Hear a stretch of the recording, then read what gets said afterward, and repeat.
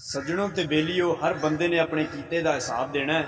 ते लिखण वाला क्या खूब लिखदा है, फस गई जान शिकंजे अंदर, जिवें वेलणे विच गन्ना रो नू कह हुण रो मुहम्मद, हुण रवे ते मन्ना।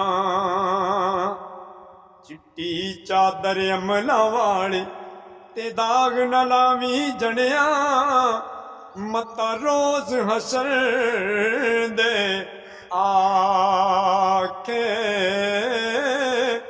रब्बा ए की बड़िया।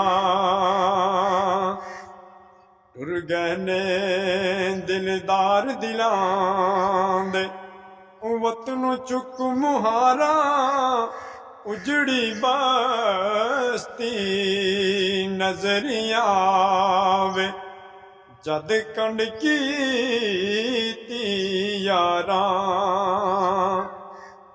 ते ना कर बंदिया तू मेरी मेरी, ए दुनिया चार दिना दा मेला, टै जाने ए कोठियां बंगले, जद अख लेखाने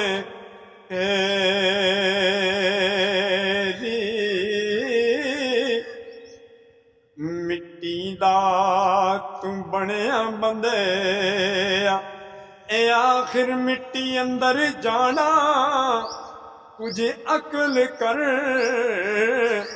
नदाना।